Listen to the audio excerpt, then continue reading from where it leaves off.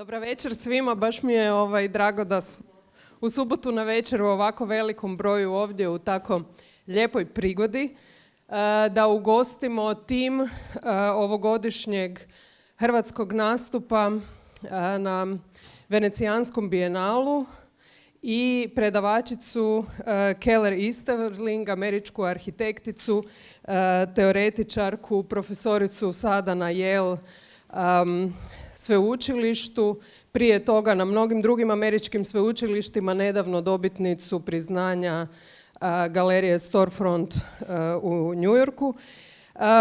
Srednja i starija generacija ovdje prisutnih će se vjerojatno sjećati njezinog gostovanja u Zagrebu na Think Space-u kojeg je prije 15 godina pokrenulo Društvo arhitekata Zagreba. To je negdje bilo u vrijeme izlaženja njezine knjige Subtraction. Tako da mi je zbilja jako drago. Thank you for joining us in Zagreb once again. Opus Keller Easterling je zapravo nekako direktna koordinata, jedna od referentnih točaka tematskog okvira ovogodišnjeg nastupa Hrvatske na Venecijanskom bijenalu i o tome će nešto više reći povjerenica Ide Križaj Leko. Zbog toga što u svom radu ona upravo istražuje nevidljive infrastrukture koje oblikuju prostor gotovo ravnopravno projektantskoj namjeri i upravo se i naš paviljon bavi inteligencijom grešaka, odnosno greškom kao potencijalom koja nije devijacija koju treba ispravljati, nego elementarno sredstvo razvoja, učenja i na kraju krajeva otpornosti, evolucije. Prije nego što predam riječ Ide Križaj Leko da više kaže i o temi Hrvatskog paviljona i o tome na koji način se rad Keller Easterling i tematski okvir našeg paviljona podudaraju, želim zahvaliti Ministarstvu kulture i medija koje naravno sve ove godine provodi hrvatski nastup na Venecijanskom bijenalu i arhitekture i umjetnosti i gradu Zagrebu. Udruženje hrvatskih arhitekata je nekoliko puta već bilo producent i partner u provedbi našeg nastupa i jako mi je drago da smo se ponovo našli u ovoj ulozi i da imamo priliku ugostiti i na neki način umrežiti sve te teme o kojima će nam više reći Ida. Evo, Ida, puštam ti riječ.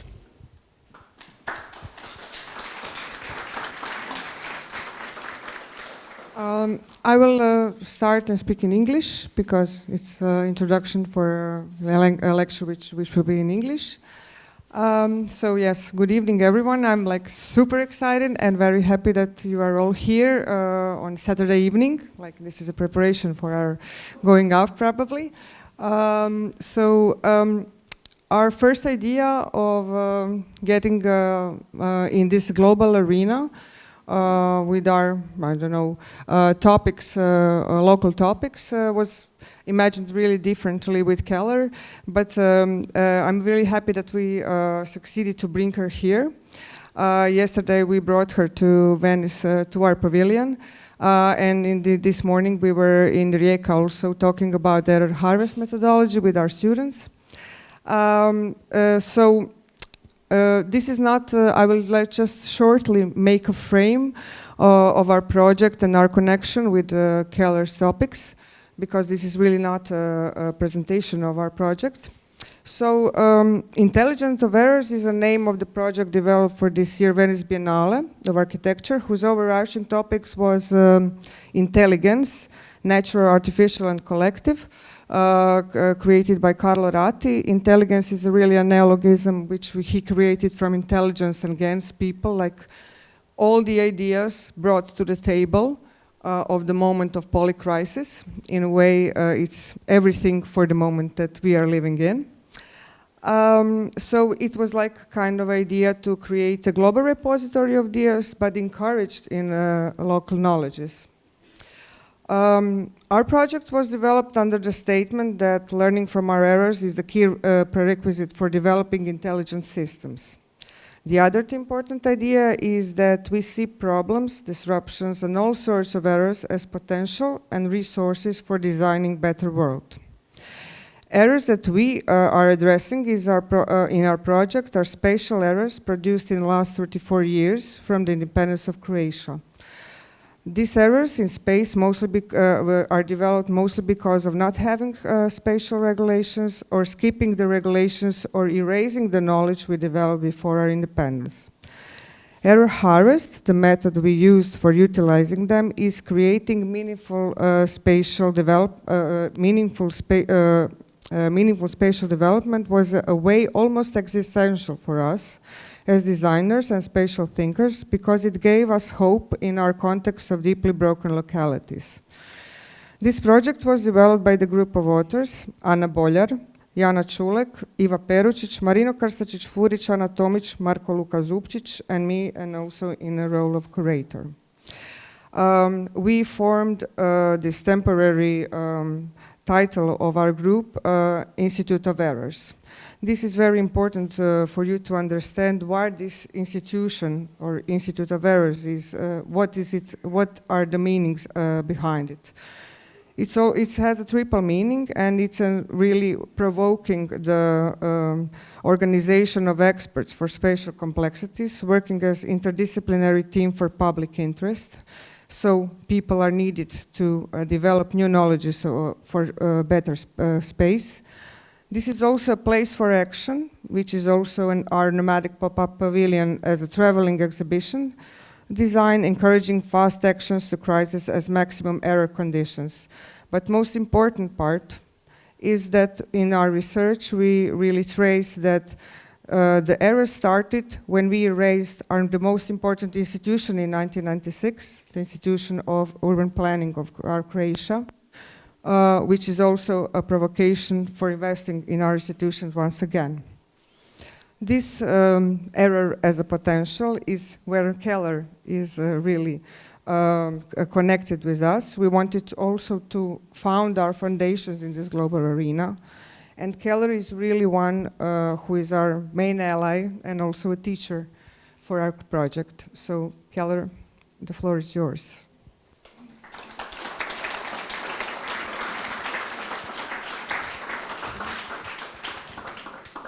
Thank you so much. Thank you to everyone that's here and to the to Ida and to Jana and everyone at the Delta Lab and all the organizers of this event, and everyone here, all these people. I don't know, I can't say all of your names, but it's been a real pleasure meeting you in the warmth and all of the energy that you're bringing to urban institutions here. And I wanted to just contribute to that. A simple contemplation about errors as trapdoors out of some dominant habits of mind, and as resources in an expanded field of design work. You know, cultures, dominant habits and dispositions are a little. This slide is black. It's okay. Everybody's like, the cultures. There will be slides, but I just wanted to think for a little bit about how cultures, dominant habits and dispositions. Well, they're a little bit like operating systems. You know, an operating system in a computer has a specific disposition. It can handle an infinite amount of content, but as a field of operations, its disposition can shape and constrain that content because it makes some things possible and some things impossible. Too obvious to say, but you know, it allows some information to exist while eclipsing other information. And these dispositions, this sort of potential within a context, has been called the promise or the threat that's latent in an arrangement. And culture's dominant operating systems still are white, modern, Enlightenment habits of mind that look for singular evils and singular solutions and monocultures of all sorts. The manifesto must call for the one and only absolute system to be comprehensively replaced by another. And sometimes it's hard to unfocus eyes to see not that upstaging content, but these underlying habits of mind that warp the content. And sometimes the smartest people in the world are simply unable to do it. It would be almost like a kinesthetic person telling you that the number 9 is green or something, and you couldn't see it. Or you try to escape that white, modern, Enlightenment habit of mind, but you do it with the absolute manifestos that reproduce it. Or with sword raised overhead, you demand a Politburo to organize mutualism. Or you deliver a 3-part Christian sermon on promiscuity. Or you create a monetized sharing economy. Or you believe that a social media platform is information rich when it's really threaded through a binary of likes and dislikes that makes it information poor. I mean, you all know that I've long been looking at the repeatable spatial formulas or spatial products, monoculture, spatial infrastructures of the neoliberal turn. That's only the latest, but probably some of the most treacherous and lethal and bulletproof surges in the last 500 years of colonizing and capitalizing and globalizing. And its runaway forms of power, both human and non-human, are like political superbugs. And maybe, you and I on the left want to counter these abuses by fighting a war against the singular evils of capital. Sounds good, seems right, seems even strong and sharp and critical, when actually it's way too weak and insufficiently critical. Because there is no singular monolithic enemy. It's so much worse than that. There's a spectrum of dangers from capitalism, fascism, racism, whiteness, sectarian violence, religious intolerance, caste, femicide, genocide, xenophobia, sociopathic leadership, and countless other means of hoarding authoritarian power while oppressing others and abusing the planet. So by declaring a singular evil, you miss most of the violence of the world, including the forms of violence that most insidiously aid and abet capital. The world's dangers far exceed any weak ideological apparatus that we've constructed to meet it, especially when that ideological apparatus longs for purity and believes itself to be so strong when it is pure. And it may seem so strong in a declarative register, but it's weak in a dispositional register. And in the dispositional register, you can see also how both the left and the right ideologies can result in concentrations of authoritarian power. So the declared content or the intent of ideology sometimes isn't even a reliable marker, without also being aware of the cultural dispositions and habits of mind and cultural operating systems or kind of cultural firmware that warps that content and draws it back into a vortex of purity and monism and binary that then ends up foreclosing on the very things that you want to change. And just as you're trying to escape dominant habits and hierarchies, you end up reproducing them. And sadly, at these times, the left, of which I am a part, sometimes doubles down on this tragic strategy, thinking it wasn't pure enough, or it wasn't monistic enough, or it wasn't binary enough. There's a lot of, this is blank, there's a lot of dispositional blindness, but there's a lot of dispositional acuity as well. I often think designers are blessed with kind of a canine mind. Like your dog hears you say the words "good girl" in some language, but they would never rely on a lexical expression alone. They're always looking at 1,000 other affective cues in the room, like how close you are to the door or the dog bowl, or whether you have a leash in your hand, or whether you have a mood, or a parent with squabbling children doesn't try to litigate the argument that the children are having. They rush around moving a chair into the light or opening a window or introducing blood sugar into the system of one child or a pet into the arms of another. They're just changing dispositional potentials in the room to reduce the possibility of violence wordlessly. Or when you stare at the contents of your fridge and try to make something from scraps of odd ingredients and different combinations, you're calculating dispositions and potentials, relying on practical know-how, metis. And designers, too, look at space and see these undeclared potentials and dispositions. They know the difference. I mean, it's too obvious to say. They know the difference between a disposition with a street that has one door and a street that has 100 doors.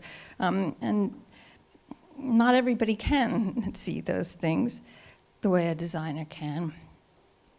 You're always managing potentials that are not part of a proper recipe, that are not part of a fixed ideology or some hackneyed cultural narrative. And anyway, if you're thinking like a canine or someone standing in front of your fridge, if you're accessing these extra faculties and capacities, you're probably encountering evidence, tools, and circumstances that are regarded to be errors because they're unnamed within proper recipes and ideologies and cultural narratives.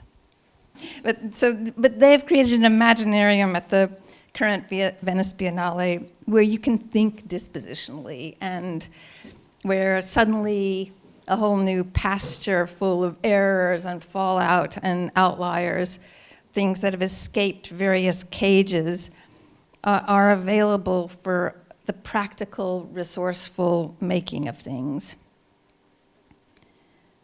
And I can't help but think of, almost like genetic materials that are replicating and sometimes introducing new combinants into the little zippers of DNA, new combinants that respond to new circumstances and conditions. Our errors, something like those tiny mutations of living things that make the assembly information rich. Errors provide another capacity in the world. They're evidence of another resource, another register within to work on human and non-human superbugs. And despite the anointed legal and econometric languages, the spatial knowledge of designers like you all might provide an especially relevant field of errors with more currency and authority in broader culture. I wish this would happen. These other ways of registering the design imagination prompt, I think, really nothing less than a reconception of form making and infrastructure, a reconception of what constitutes innovation, a reconception of activism, and maybe also an ability to see the knowledge that's been eclipsed by dominant habits of mind in these last 500 years of white, modern, I'll say it again, colonizing, capitalizing, and globalizing. And maybe there are openings in what seems like a deadlocked world. Things maybe also look different through these trapdoors of errors. And sometimes they may even look upside down. One inversion, like being right is probably a really bad idea. Like solutions are weak positions. Right answers are mistakes. Nothing works, or no one thing works. And to worry that things will go wrong is to miss the point. Things will always go wrong. You can only try to achieve varying degrees of relief from violence to humans and the environment. Culture rewards the right answers, the quantifiable proofs, the pure, homogenized, pasteurized, Turing-complete worlds. But, with a tip of the hat to someone like Anna Singh, the moment of innovation might not be that moment, but might be the moment where things curdle, the moment where things get lumpy and patchy and impossible to parse with an elementary particle. I mean, we've been told to be consistent and right, but inconsistency and error may be the strength. Another inversion, maybe it's better not when you eliminate problems, but when you multiply them. Maybe it's not the existence or content of a problem, but the interplay between problems that's important. How problems leaven and catalyze each other in design ecologies. Problems and errors are like the introduction of information with reactive combinant potentials. So this is good for us. You know, rather than waiting for accumulations of capital, you can start to work with its inevitable failures, the outliers to the dominant proper world, or the things that have fallen off the abstract ledgers of capital and returned to being heavy information and physical values, like, you know, that house that's no longer a trafficked mortgage product, but has returned to dirt and wood and tree. The mix of it is all. Another inversion, the newest thing is not the smartest one. It may even be pretty dumb. It's not just the shiny new technology or algorithm or vaccine that is the innovation. I mean, the modern mind strangely thinks intelligence is successive rather than coexistent. The new right answer must kill the old right answer. But smarter than this succession of technologies that erases information is a coexistent relationship between emergent and existing technologies. And maybe it's the quality or the robustness of those mixtures that signals sophistication. So innovation, not of the thing, but innovation as the way things go together. So it's not AI or automated vehicles, but the mixtures of different species of information, heavy and digital, for instance, that is information rich. So errors might be markers of these combinant disruptions. Messy is smarter than new. The mix is all. Another inversion, and this is the last one I talk about, but sometimes what was supposed to be a radical activist declaration might be a conservative activist disposition. What was supposed to be fighting might be capitulation. I mean, being able to see the dispositions and potentials for structural or slow violence in organization gives you even more reason to fight, to say that, you know, two can play at this game. But it matters how you fight. Radical ideologies become conservative when they keep reproducing the shape of this white modern Enlightenment firmware, you know, when they keep taking on the disposition of monism and binary. That purity is ironically pretty predictable and easy to target. It makes it too easy for the superbugs. Like during COVID, you know, Trump called COVID, the COVID-19 virus, a genius. It was a word that he usually only reserved, you know, like for himself, because he found out that the virus was constantly mutating, constantly introducing errors into its DNA sequence, constantly changing. And Trump was thought like, wait a minute, that's my thing, that's what I do, you know, that's my genius. Because political superbugs are genius at scrambling content. They have no content. They're just the delta that changes the content. And they love binary dispositions. And they bait you, when they bait you with a binary fight, and when you fight back, you've done exactly what they want. So the fighting then becomes capitulation, and the trap tightens as you struggle. I keep thinking about Shakespeare's Richard III, and you know that scene where Richard III seduces the widow of just one of the men he has murdered, and he does it in less than 3 minutes. He does it by getting Lady Anne to fight. He does it by getting her to declare him to be a murderer. And so the declaration on the face of it is like, that's a disadvantage, but dispositionally it's his advantage. Like once she begins to fight, he's already won.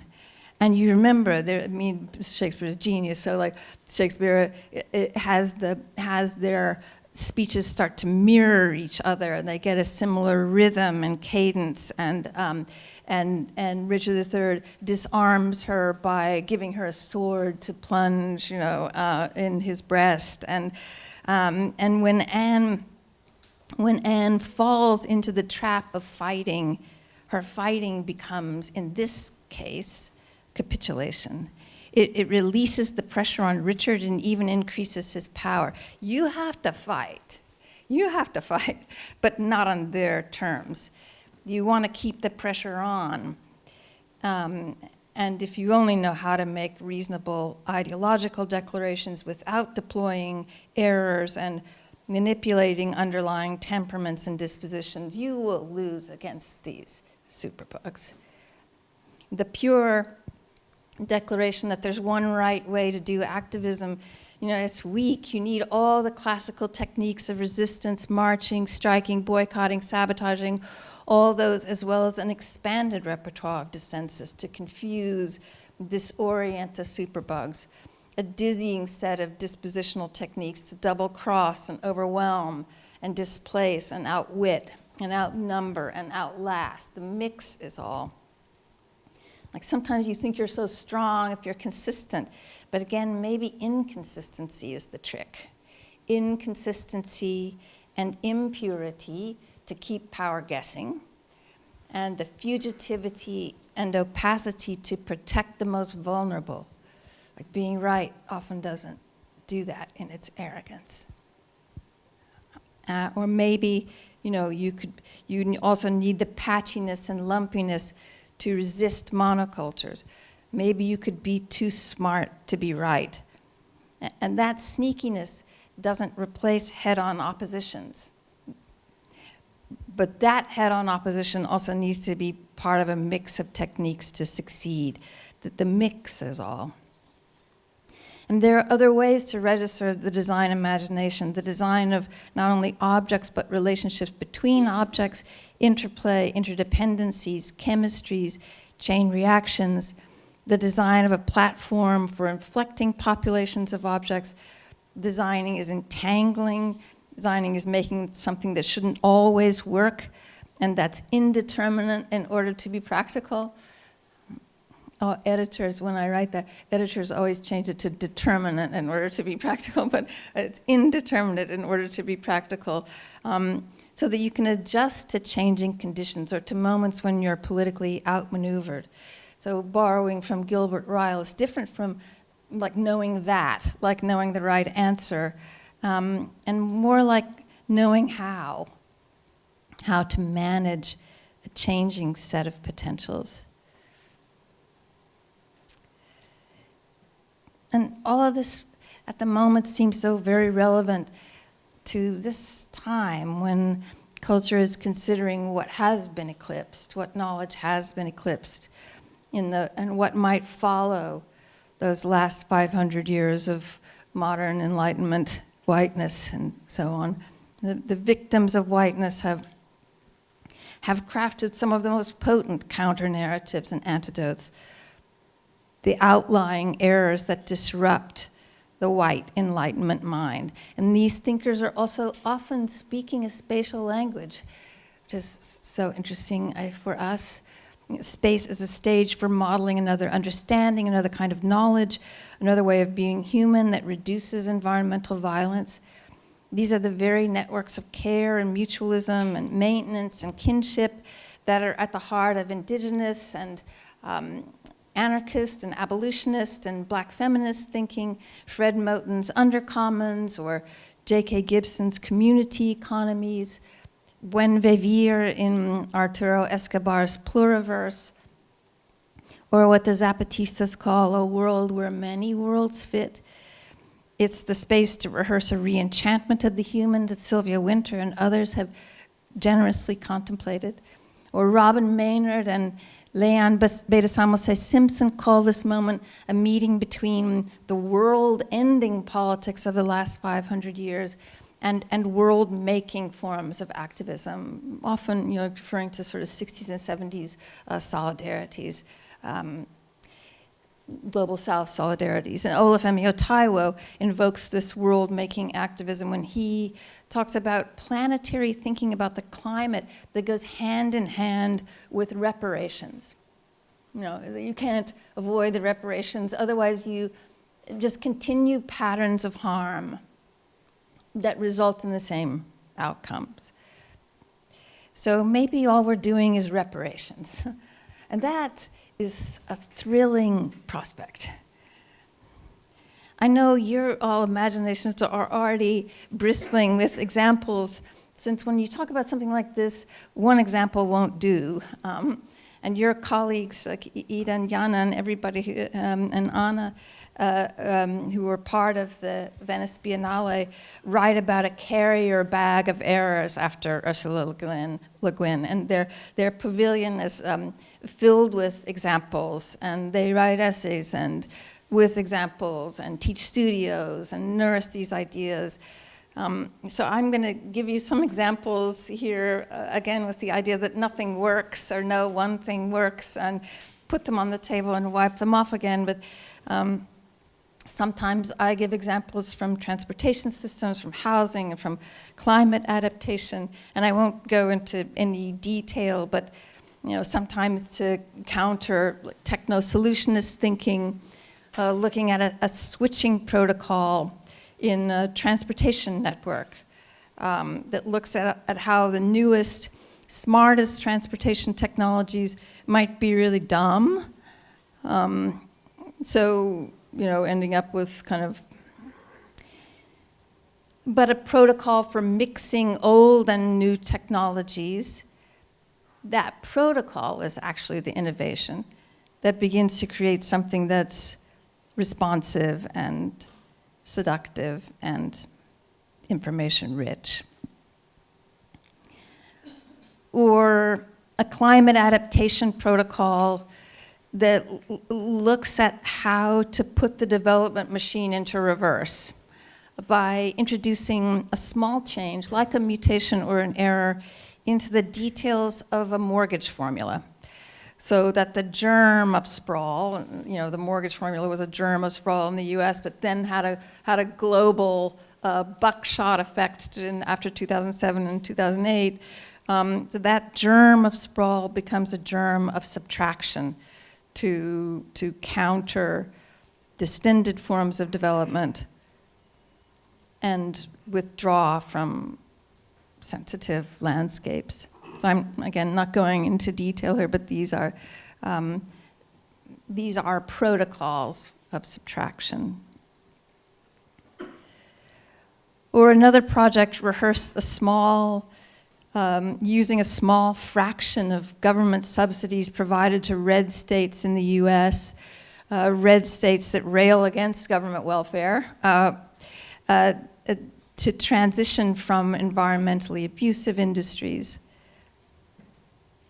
So dispositionally, it played a political trick, defanged the critique, and created a bit of Teflon that made it easier to poach, to reach across a political divide. And the Biennale Imaginarium, just one of many examples, the deep bureaucracy that's regarded to be an obstruction in this environment. It also creates delays, and those delays are an error that the urbanists can use to hijack spaces slated for neoliberal development and put them to another use. Most of the spatial organizations have multipliers that have been used to propagate abusive regimes, and most of the design protocols hijack those multipliers to get them to be a carrier of an error, like the carrier of a mutation or the carrier of a germ, a kind of counter-contagion with ongoing variants that gradually recondition a landscape. Or imagine this next one is a global commons of errors or an exchange of needs and problems. You know, the global infrastructure space that I've been studying is perfectly streamlined the movements of billions of products and tens of millions of tourists and cheap laborers. But at a time when over 80 million people in the world are displaced, somehow there's no ingenuity, no way to move several million people away from conflict atrocities or facilitate other movements related to climate or labor. The extra state layers of governance, like the angiocracy, offers their best idea: storage in a refugee camp, a form of detention lasting on average 17 years. So the white, modern Enlightenment mind likes to hide its errors and failures, things that don't fit into its false logics. And in this case, it disposes of people, or quarantines the unnamed in a kind of political lacunae. They constitute needs and problems that it cannot abide. And so this many platform was rehearsing a global mobility commons that embraced needs and problems to facilitate migration and cooperation. The errors, needs, and problems were not deficits, but were resources. Cities could match their needs with the needs of mobile people to generate mutual benefits. They could bargain with their underexploited capacities to attract a changing influx of talent and resources. And dispositionally, to outwit xenophobia, or to kind of leave it to throw itself against an open door, it spoke for those who said, we don't really want your citizenship or your victimhood or your structured racism or bad jobs. We don't want to stay in your country. Instead, we want another kind of cosmopolitan mobility based on exchanges in other community economies of time and training that can be aggregated for other global credentials. It wasn't trying to be in any way a kind of sunny one world sharing moment. It was more about a heavy information system that was looking at education and training in a wetter, hotter world that calls for vastly expanded fields of physical know-how in the heavy information systems. And the participants in this exchange, we imagined, would be the new leaders who spoke many languages, who didn't think in terms of world orders, but rather saw the potentials of a patchy planet, the live, unpredictable landscapes. So this was not the land that, responds to geometry and logics of property, but land that floods and catches fire and seeps into contours and creeps up from behind you, or atmospheres that move in swirling fronts. It comes with new opportunities as well as emergent dangers and forms of lethality. The political strongmen and superbugs, blank slide, are playing with the old forms of lethality and murder. The old military, the old empire masquerading as a nation, the old fossil fuel and concrete infrastructures, the old ideological spectrums, emergent forms of lethality from human and non-human actors, sometimes, or at least I wish it would be the case, sometimes you wish it would drown out the kind of tinny military sounds of war.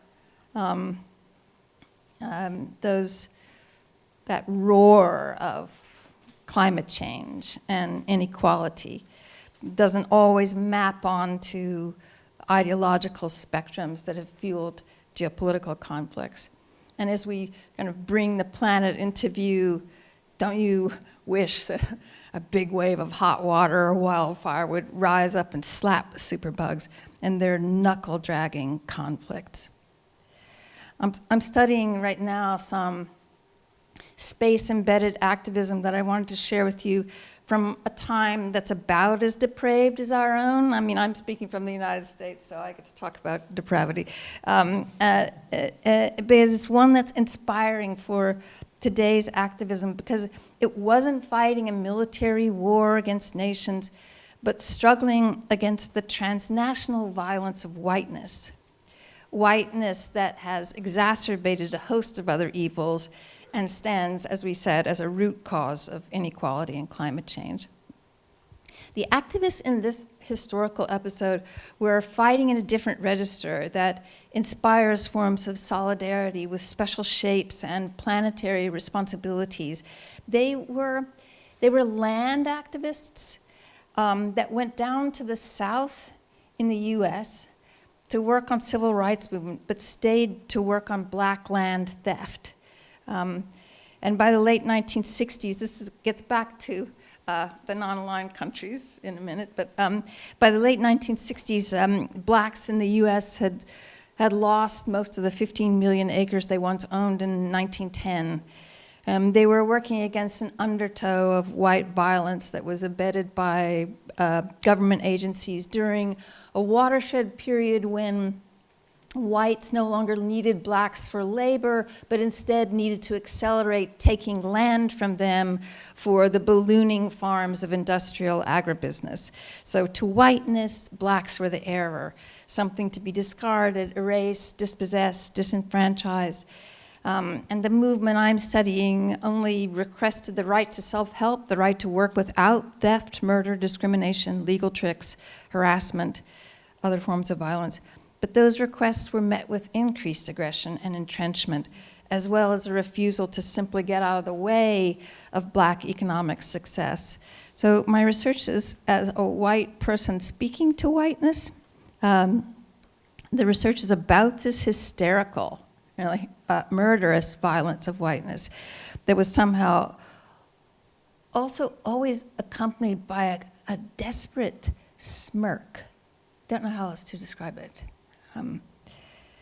And when reconstructed, this work maps a scar across the US, both recalling and foretelling. It reflects a century of crimes after slavery, but then are inextricably linked to future dangers related to climate and inequality. But against all odds, the work also simultaneously materializes a special infrastructure possessing the superabundant values of land, community, and education.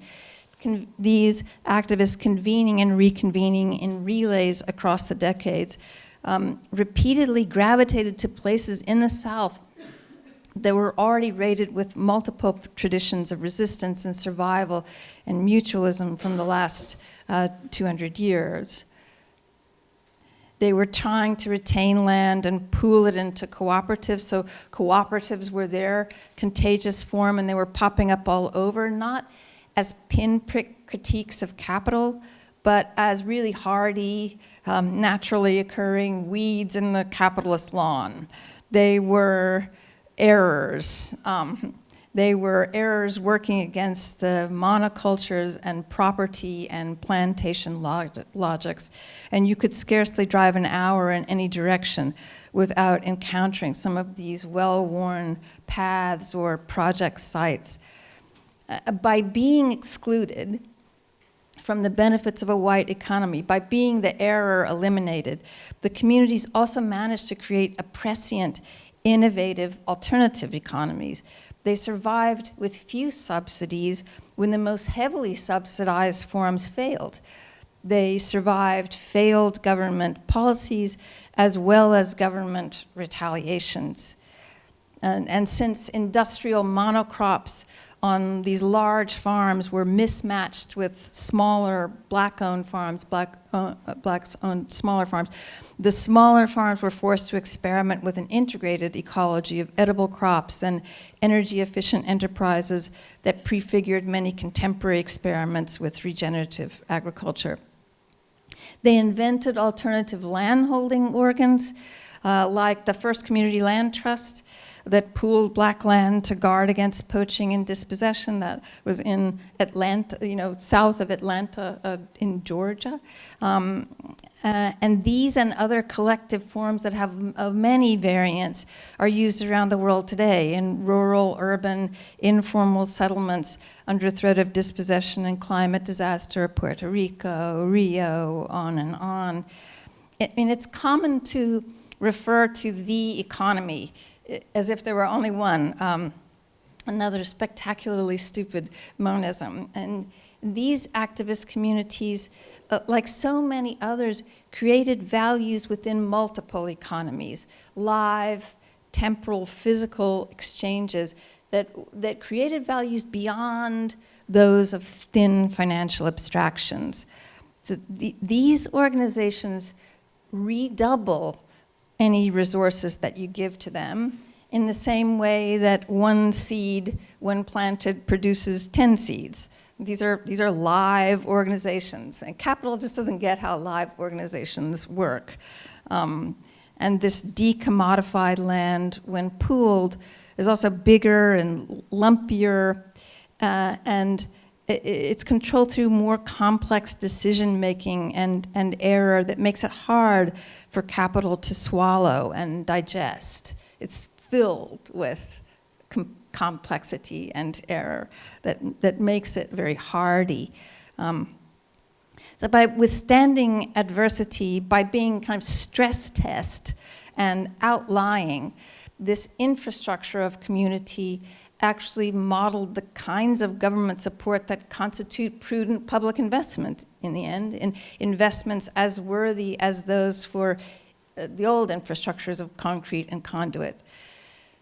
So now they remain positioned to receive and manage reparations, and they offer the means to address an incalculable debt with, incalculable and superabundant value related to land and education. And this was also a planetary formation at a moment of solidarity between Pan-African, non-aligned, there he is, and tricontinental and civil rights movements that linked the US South and the global South. And the FBI, COINTELPRO investigations were also forcing US activists into exiles that ironically strengthened those networks.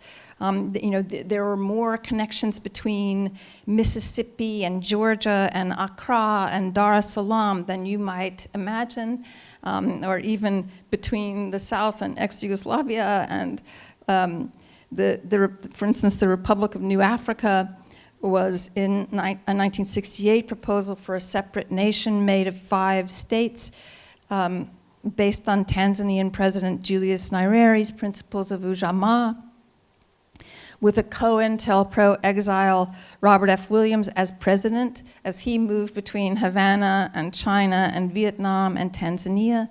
There was a federation of Southern cooperatives from '67 that developed an international trading network, an alternative NAFTA, and is still active today. One of their members is Cooperation Jackson, that started in 2014, and it reoccupies the political imagination of the Republic of New Africa and contributes to an international solidarity economy. So the solidarities have a special shape, it seems to me, that's important today. They were locally under siege, but connected to a diasporatic network. Black communities preyed upon by surrounding whites, like any religious ghetto or isolated indigenous land like Gaza or Ukraine. But the brilliance of this solidarity that is local and planetary, enhanced by a kind of Pan-African imagination, is that it can't be fully surrounded or targeted. And it demonstrates how any place can become a stage with planetary possibilities. These activists were uncompromising, not because they offered singular solutions, but because they were bypassing and outlasting and displacing their opponents. And a lot of white activists came down to work with them, and they, unlike those white activists who often self-destructed over the purity of their ideological position, this small cast of characters was at once demanding radical, fundamental change while also doing the practical work to enact those changes. And they nourished a political imagination to counter white supremacy without actually mirroring it, without actually reproducing, becoming the white black man who, without reproducing the apparatus of whiteness with all its fixed monisms and binaries. It was a moment when black leaders had to get away from the double and triple binds of whiteness. They didn't need the patronizing white allyship, the white-ass doctrinaire purity of SDS students and so on. They needed whites to go work on their own community and face the same mortal threats that they had. And that's a project that it seems to me the left is still too scared to do. Radical wasn't a position on an ideological spectrum, but meant, as it did for Ella Baker or Bob Moses, getting to the root of something. So they got off of campuses and dared to do the really dangerous work of building impure coalitions. Difference and impure coalitions didn't dilute or generalize the movement. Difference made it stronger. Strength in numbers, strength in difference.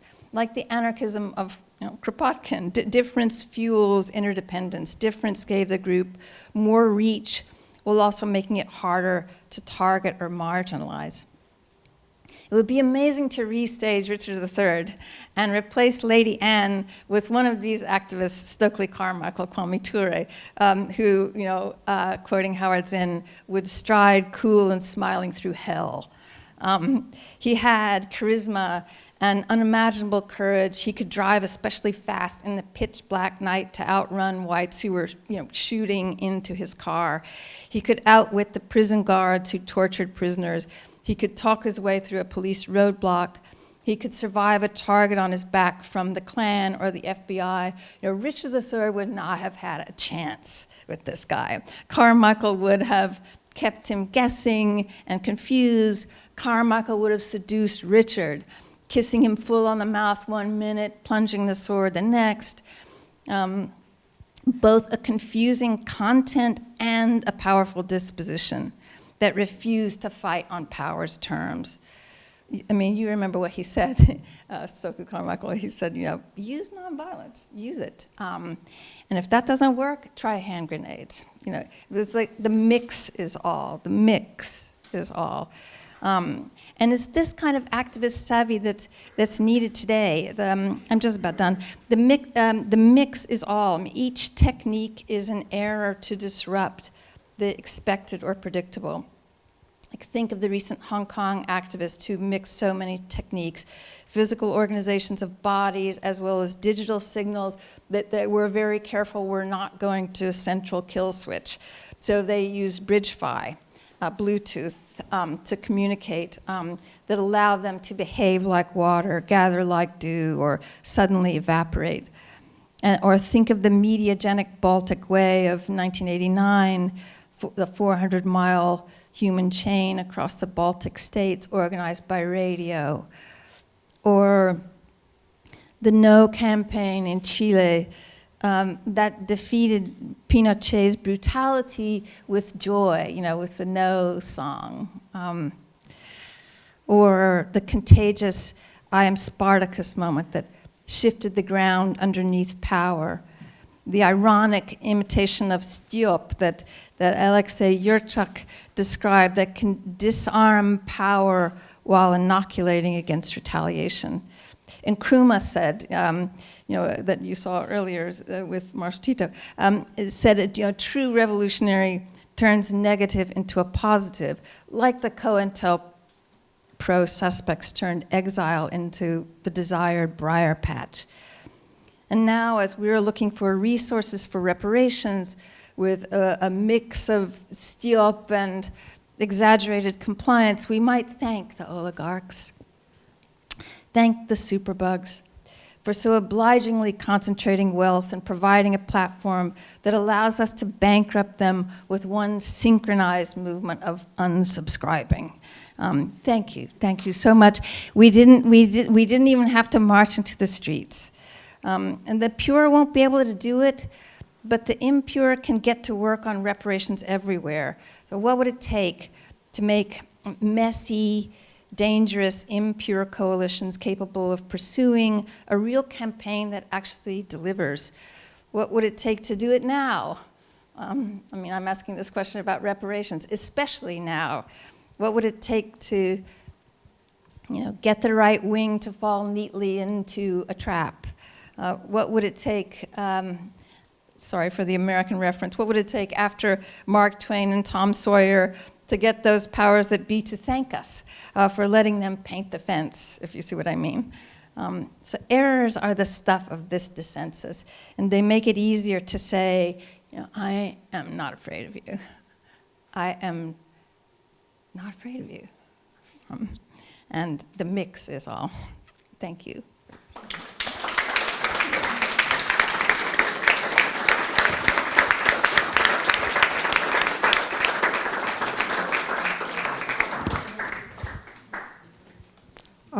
Thank you, Keller, for this extraordinary lecture.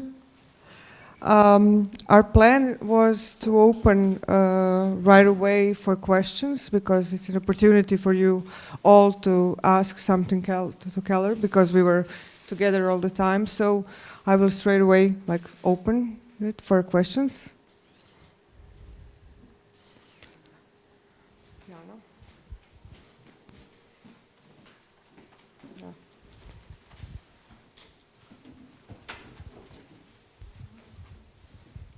Hi, good evening. Thank you for an amazing lecture.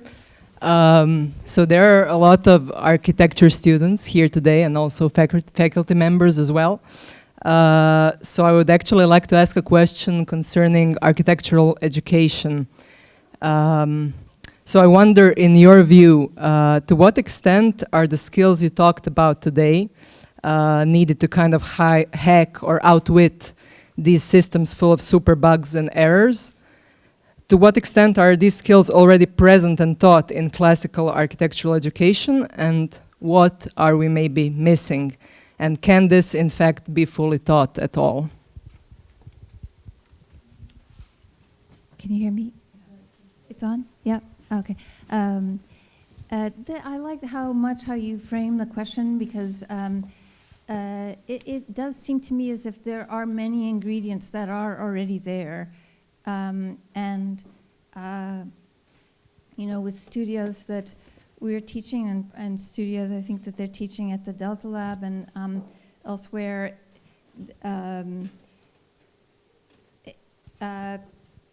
it's really only a license to just go a little further with what we know, to apply them to a kind of expanded set of sites. And most students, it's not for everyone. There are some students who will want to work on an aesthetic regime that has to do with shape and outline, and that seems like, you know, it's a reasonable artistic choice. But for those students who do want to see if there's a way to work outside of a client-based practice and apply their spatial knowledge to an increasingly relevant field of work, you know, that it almost seems, in my experience with studios, the wall just gets fuller with things, you know, and it's filled with everything at every scale, with details, with things that you would call a building, but then also things that act as multipliers across a larger field, things that are meant to infiltrate. So there's just more of the deployment of our skills. But we were also talking today that it seems crucial as a teacher to make sure that the forum in which they present their work is part of coalition building, that there are many people sitting around the table, that you can have the sense that you're not waiting for the judgment of your professors to say whether it's good or not or something like that, but that you've already started your career, that you're already banging on doors to get things to happen. And it seems crucial to give students a chance to rehearse that too. I know I would have liked to have rehearsed that kind of labor. That coalition is itself an outcome of the project. Thank you.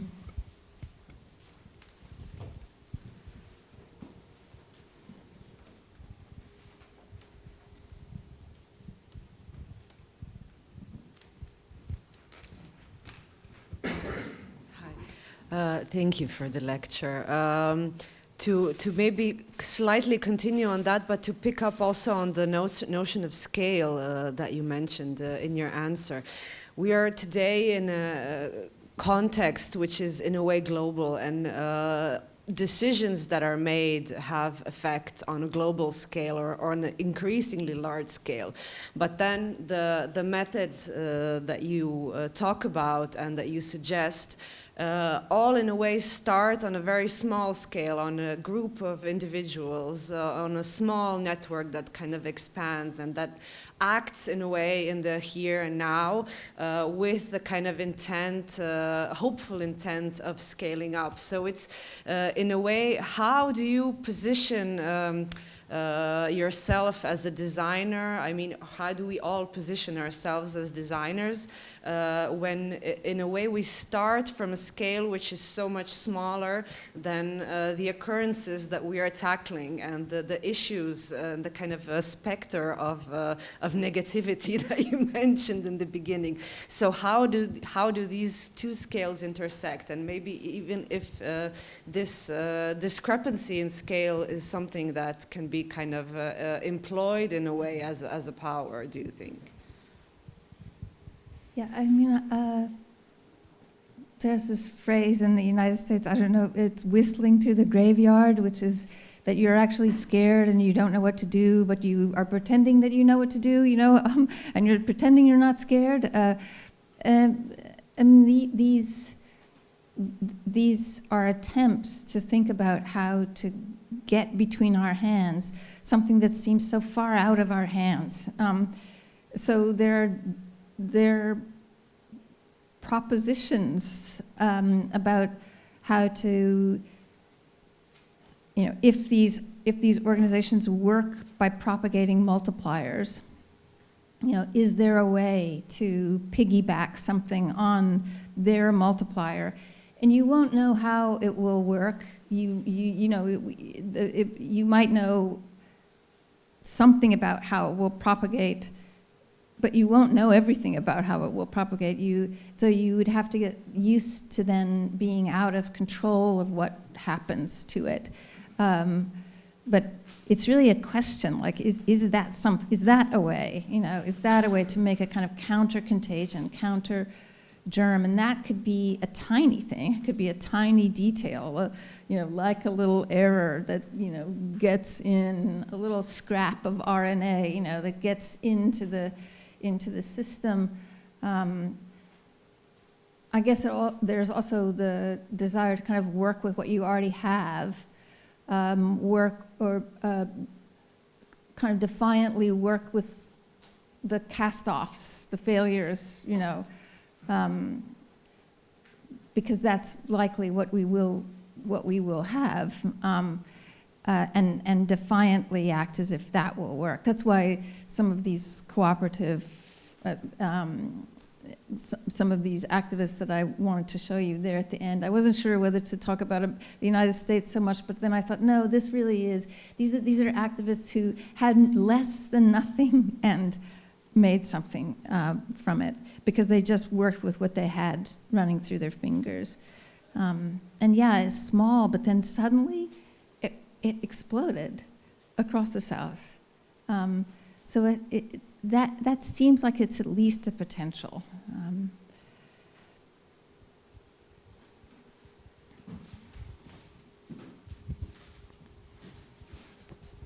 Questions? I wanted to ask, we were like talking about Biennale, and like for us, maybe more than from others who are not on the periphery of the world, the Biennale is very important arena for like seeing and saying. But now we have this problem of overproducing these Biennales, and where do we meet our errors? Where do we meet? Where do we meet, Keller? Where do we exchange our ideas? Well, we were talking earlier today, just to say that you know, we were talking about using the university as a place to build coalitions. And I'm inspired again by these activists because they didn't want to stay on campus to be able to be pure campus activists. They deliberately left the campus to go out into super dangerous communities. At least the black activists did. The white activists stayed on campus. But I think our campuses could be something besides contained places, and that the students. Well, we were talking today that I think our students won't survive outside of coalitions. So maybe it is maybe our universities and are some beginning of that, but in a different way than the usual kind of conferencing and convening, that we do. Is there something else besides that we can use? I mean, it's also the interdisciplinary powers that students might have, that before they leave the university, that they've made a partnership with someone else in another discipline and so on. Maybe this is also the question, if this is too late, if there are students, maybe this also has to come much, much earlier in growing up. Also, one more question, which the thing I really have a slight of a problem is this inconsistency, because in a way all the groups and the examples that you were mentioning were really consistent in their statement. So this inconsistency is something towards towards the power, because I think this consistency of the statement that you are leaving the campus is really strong, is not the mix of inconsistencies, This is something which I have the problem with, because to be consistent in this is very important. I'm quoting Anna Singh there in a way that I didn't do proper attribution, but she was trying to describe, she was given the task of, describing, it's too hard to say, of talking about indigeneity. And so naturally she felt that indigeneity helped everyone see a world that was patchy, not a world that could have world orders and just like the fungi and the mushrooms and so on, that they grow in different places. There's no elementary particle of this organization. And so she was saying, but the inconsistency is its strength. Its particularity, its patchiness is its strength. And I, in this, was kind of borrowing that and transposing it a little bit to be inconsistent set of techniques, to be an unpredictable activist. Not the consistent activist that's easily targeted. But I mean, you're right that there's a resolve that about not abusing other people on the planet that's pretty consistent.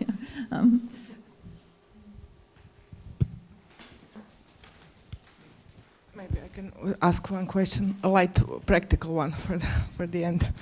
I often think about a sentence our friend from Netherlands said 20 years ago about Croatia. He said it's broken, but it works from his perspective, Netherlands perspective. Today it's a little bit different. I guess we are maybe less broken. I don't know if we work more. But I was wondering if since you were observing and researching systems through your career and being it spatial, political, social, infrastructural, if you could give something like a quick advice to the administration of the city, especially this kind of city which is kind of in between. We still have certain values that we inherited from before, and you could see it in the either spatial or social relationships in the city towards the citizens. Still, there is a huge amount of capital constantly making pressure on the city. So yes, if you could give advice or a notion or a observation, like maybe a quick one to the city administration regarding all the things that you were researching through your career, what would it be? What is maybe like an urgent thing to be careful about or to even apply it, maybe?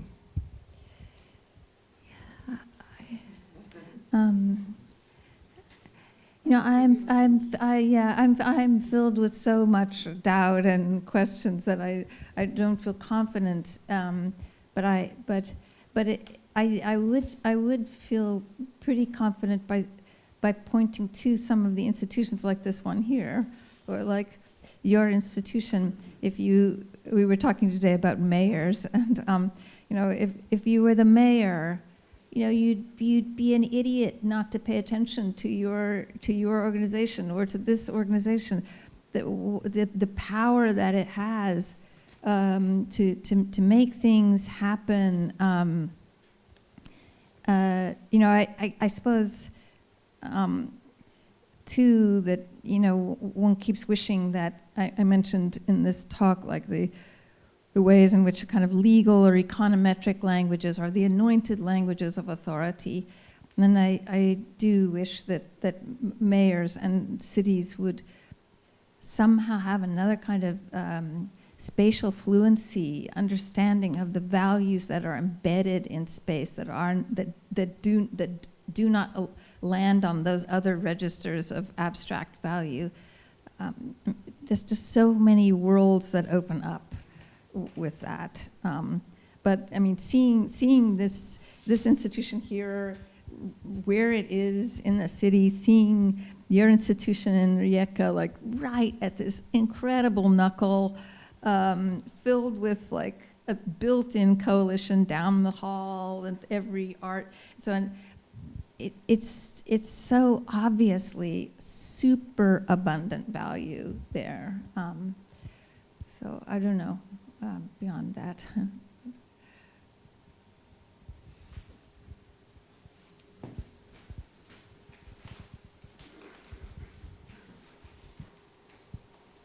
Do you have questions?